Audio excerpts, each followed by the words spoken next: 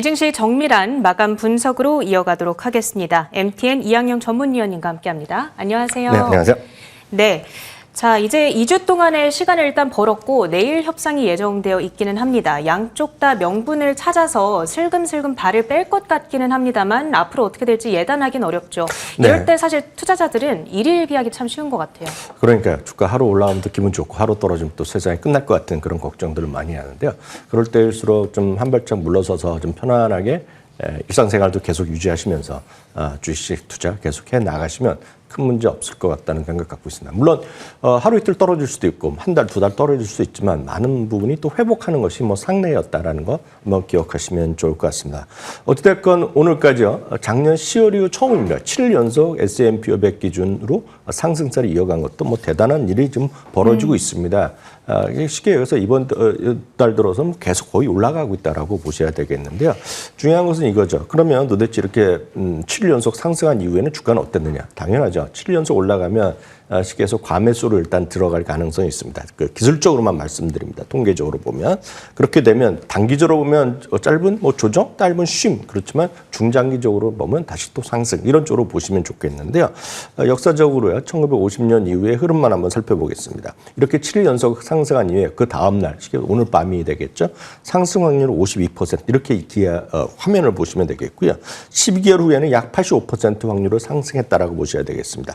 평균 수익률은요. 전부 다 하루 다음 날 일주일로 전부 다 일단은 플러스가 나옵니다. 다만 오늘 밤에 상승 확률은 과거로 보면 0.05%였다라고 보셔야 되겠습니다. 그렇지만 단기적인 약간 숨고르기. 그렇지만 말씀드렸다시피 3개월 후, 한 달 후, 6개월 후, 11개월 보면 다시 우상향 추세가 이어졌다는 그런 가능성, 그런 확률에 보셔야 되겠고요. 참고적으로 보면 12개월 후의 주가 상승률은 12%였기 때문에 역사적 평균보다 전체적 무조건 1년 후의 주가 상승률보다는 약간은 좀 높았다라는 정도로 일단 이해하시면 되겠습니다. 어제 이제 S&P 500이나 나스닥 이런 것들이 그 51선을 회복했고 다우지수가 약간 모자랐는데요. 오늘은 다우지수도 좀 플러스로 돌아서는 모습. 그러니까 다우지수도 이제 연초 대비 플러스로 돌아섰다. 그런 얘기 하시면 되겠고요. 변동성 지수라고 있지 않습니까? 변동성 지수는 기본적으로 21선을 기본으로 보시면 되겠습니다. 21선 위에 되면 약간 불안, 21선 이하 되면 안정. 10 정도 이하가는 것이 1년에 한두 번 있을까 말까인데 그러면 진짜 엄청 계속 올라가는 그런 시기라고 보셔야 되겠는데 어찌됐건 이번 사태 이후에 거의 처음으로 20 이하가 20 이하로 내려간 것은 그나마 기술적으로 긍정적으로 보셔야 되겠습니다. 또 하나 또 믿지 못할 요즘 수치가 많이 나옵니다. 기억하시는 분 계시겠지만 전쟁이 주말이 있었습니다. 주말이 있었기 때문에 2월 27일 날에 전쟁이 있었고 그 주말에 있었는데요. 전쟁 이전 가격을 나스닥이 회복했다는 놀라운 사실입니다. 나스닥이 2월 27일 종가가 22,688포인트인데요. 그걸 오늘 넘어서는 모습으로 일단 보여집니다. 전체적으로 보면 그러면 저점, 제가 찍은 것이 3월 30일 날이 저점이었습니다. 또 그때 기억하시겠지만 다 10% 이하 떨어졌고요. 그래서 조정 들어갔고 S&P 500이 9% 초반까지 떨어졌었는데 그때 이후로 보면 오늘까지 또 9.7%가 좀 반등했다라고 보시면 좋겠습니다. 딱 기억하시면 그때 그럼 나스닥이 왜 딴 것보다 좀 먼저 회복했냐. 오늘도 마찬가지겠지만 그 당시의 흐름 한 달 반 정도 전에는 무슨 일이 있었냐면 소프트웨어 주식이 계속 떨어졌습니다. 네. AI, 엔트로픽 나오고 여러 가지 하면서 떨어졌을 때 그때 기억하시죠. 딱 그때 시점이랑 오늘 잠시 전에 얘기했던 팔란티어랑 똑같은 시점입니다. 소프트웨어 주식이 그때 상당히 안 좋아지면서 딴 거 대비 많이 떨어졌을 때거든요. 나스닥이 다우나 S&P보다 상대적으로 쉬었을 때, 그래서 먼저 나스닥이 지금 전쟁 전 가격, 그러니까 2월 27일 가격을 회복했고요. S&P 500과 다우지수도 거의 붙어 있습니다. 그래서 상당히 지금 시장은 의외로 강한 모습을 보여주고 있다는 것. 상당히 흔히 해서 회복력이 높다라는 점만 꼭 기억하시면 좋겠고요. 러셀 2000도 말씀드렸다시피 러셀 2000도 전쟁 전 2월 27일 가격을 회복했다라고 보셔야 되겠습니다.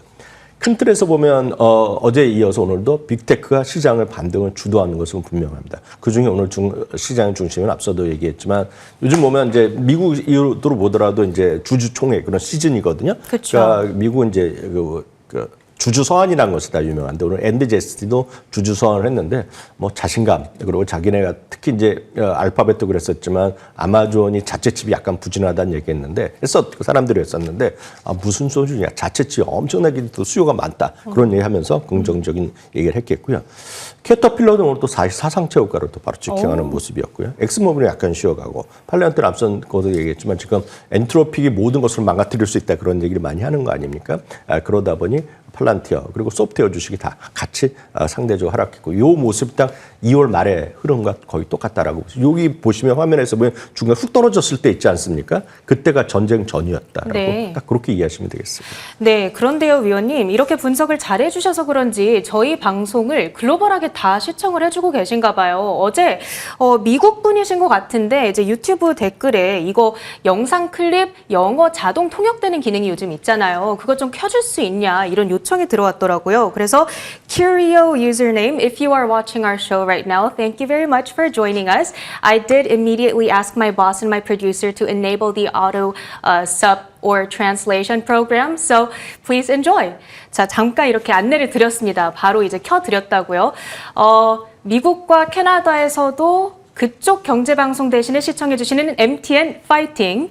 자, 이게 결국에는 또 우리 패널분들께서 이렇게 좋은 내용을 잘 준비해주시는 덕분일 텐데 그런 의미에서 오늘 준비해주신 헤드라인 바로 확인해 보도록 하겠습니다. 자, 첫 번째 헤드라인입니다. 제레미 시겔의 경고, 증시 불확실성. 오늘 시겔 교수가 조금 좀 보수적인 이야기를 한 것 같더라고요. 네, 제가 오늘 이런 거를 항상 말씀드리는 거는 저희 방송 꾸준히 보신 분이 많이 있지 않습니까? 그런 분들은 저희 성향이나 저희 방송 성향을 조금 아실 것 같은데요. 앞서 뭐 미국 분도 캐나다 외국 분도 많이 하셨지만 제가 드릴 수 있는 말씀은 시장이 떨어질 때 보면 또 좋다고 얘기는 좀 말씀드리고 너무 또 올라가면 약간 반대의 목소리도 있다라고 말씀드립니다. 그럼 오늘 왜 또 이런 얘기를 해드리냐? 어제 같은 경우 주가 올라왔을 때 보면 어제도 저희가 잠시 얘기해드렸지만 예를 들어 탐리 같은 사람은 바닥 쳤다를 이미 지난 주말부터 얘기했습니다. 그래서 지금 사야 된다 하면서 지금 맞췄다고 또 얘기들 하시는데 올라간다 얘기하고 네. 있겠고요.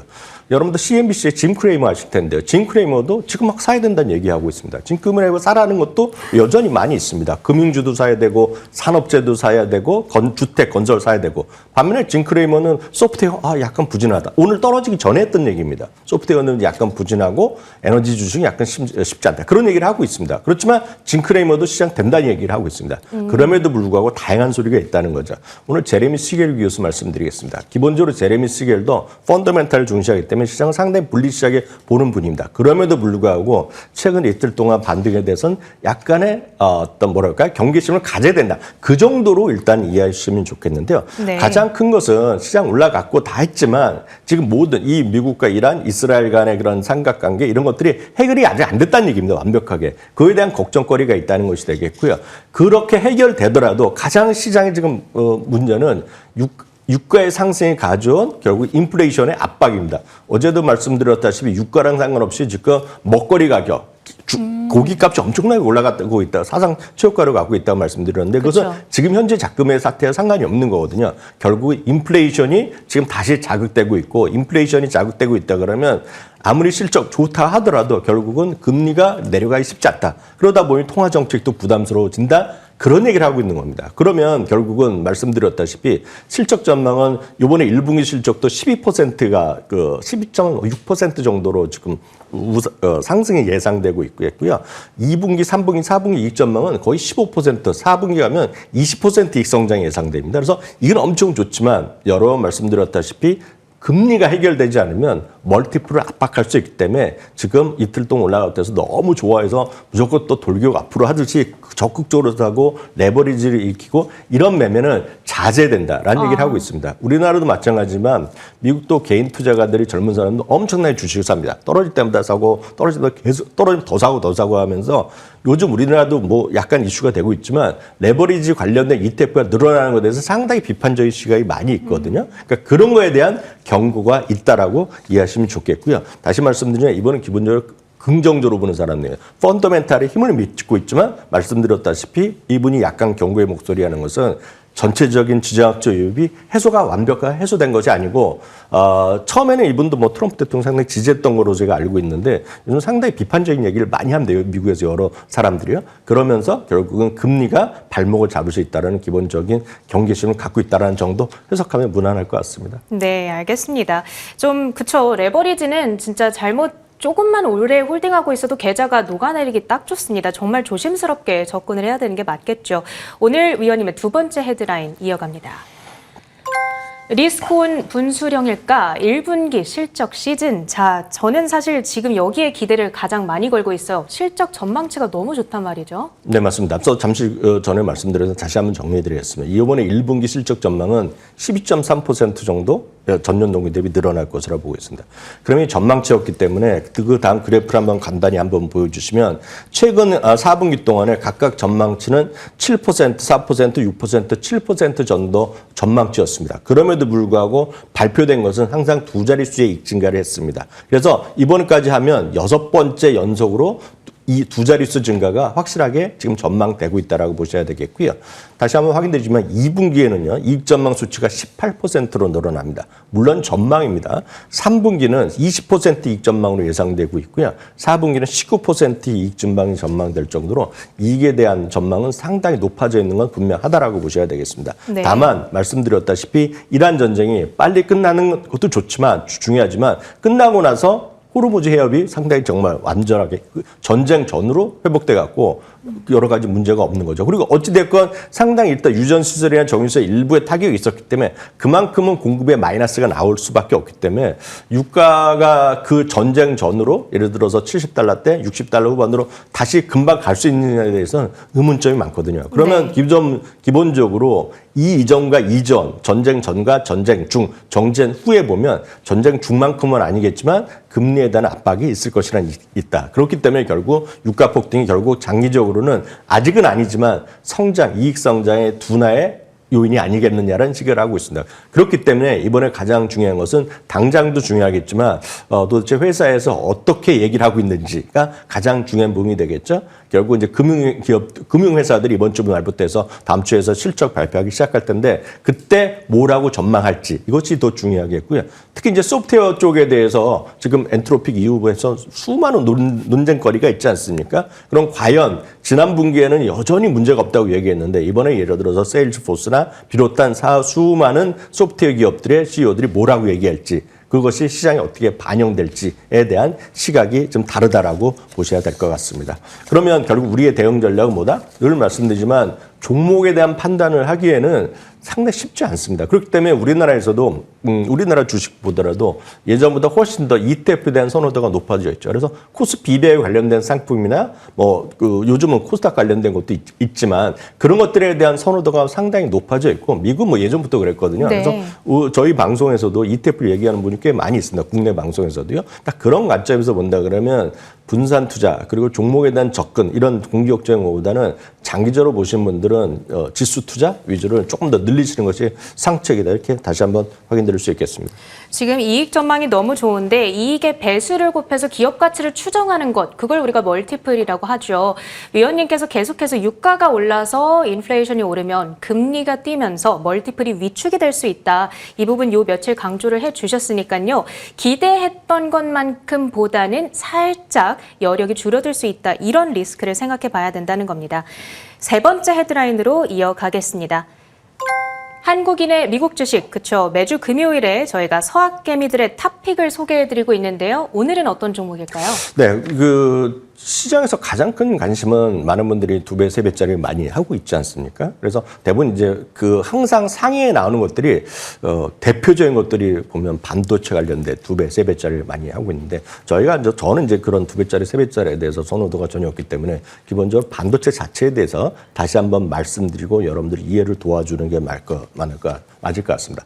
아시다시피 마이크론 테크놀로지는 지난번 실적 이후에 20군데 이상의 목표 주가 올려놨는데 지난 주말 3월 말이었죠. 시티그룹인가에서 목표 주가를 약간 내린 적이 있습니다. 그래서 네. 약간 또 이슈가 됐었는데요. 지난주랑 이번 주에서 상당히 많은 곳들의 그런 한국을 포함한 아시아 시장에서의 반도체 메이커에 대한 실적에 대한 리뷰를 했고요. 미국에서도 마찬가지입니다. 그래서 마이크론 테크놀로지에서 모처럼 매수 견해 투자 목표 주가를 상향하는 레포트가 나왔습니다. 그래서 UBS가 이번에 마이크론 테크놀로지 레포트를 냈는데 그걸 보면 잠깐 간단하게 말씀드리겠는데요. 가장 핵심적인 걸 키워드를 한마디로 말씀드린다면 많은 분들이 이제 메모리는 이제 사이클 산업이기 때문에 이게 이제 6개월, 1년 후 꺾을 수다 이런 얘기를 많이 하는 거 아닙니까? 그래서 신뢰도가 많이 떨어지고 그렇기 때문에 결국은 삼성전자나 SK하이닉스, 마이크론 테크놀로지의 시기에서 멀티플이 낮은 겁니다. 밸류에이션이 상대적으로 낮게 형성돼 있는데 지금 낮더라도 너무 낮게 형성돼 있는 거죠. 삼성전자 지금 이번에 실적 발표한 나온 걸 보면 지금 2027년, 2028년 대비 PR이 5배 수준까지 막 떨어진 것도 많이 나오고 있지 않습니까? 마찬가지입니다. 마이크론 테크놀로지를 갖고 평가한 UBS 평가는 소위 이 슈퍼사이클의 확장이 언제까지냐? 2028년까지 이어질 거라는 얘기를 하고 있습니다. 2028년, 그게 정말 맞을지 어떨지 모르겠죠. 그렇지만 중요한 것은 이렇게 업사이클이 되고 있고 가장 큰 이슈가 되는 것은 3, 4 다 마찬가지가 되겠는데요. 핵심은 그동안은 6개월 단위 위주로 계약을 많이 했다는 겁니다. 그렇기 때문에 돈이 잘 될 때는 적극 투자하라 했다가 투자한 이후에 다시 꺾이면서 상당히 어려워졌는데 그런 경험이 있기 때문에 최근에는 상당히 설비 투자 확정을 생각보다 천천히 했고 네. 이제 막 하는 거다는 얘기죠. 그렇기 때문에 가격에 대한 상승세가 계속 이어지고 있고 요즘은 장기 계약이 늘어난 추세라는 거거든요. 그렇기 때문에 결국 마이크론 테크놀로지, 삼성전자, SK하이닉스가 시장의 핫한 중심이 될 수밖에 없다는 얘기하고 있겠고요. 특히 DRAM과 낸드의 동반 상승세가 꾸준하게 추세가 이어지고 있다고 얘기하면서 510에서 535달러로 올려놨고요. 그러다 보니 지금 시장의 평균 대비 기존 대비 103달러에 지금 주당 EPS를 예상됐는데 한 번에 좀 30%를 올려놨거든요. 이런 상당히 의미 있는 숫자가 나오기 때문에 다시 한번 확인드리지만 2배, 3배짜리도 제가 뭐라고 하진 않겠으나 기본적으로 마이크론 테크놀로지, 삼성전자, SK하이닉스에 대해서 기본적으로 긍정적인 시각을 갖고 가는 것이 월가의 다수의 시각이라는 거 참고하시면 좋겠습니다. 네, 너무 좋습니다. 지금 채팅창에서 킴님께서 MTN이 탑이다 말씀 주셨는데 이렇게 흔들리고 헷갈리는 시장 속에서 본질을 찾아드리는 뉴스와 콘텐츠로 보답하겠습니다. MTN 이항영 전문위원님이었습니다. 고맙습니다.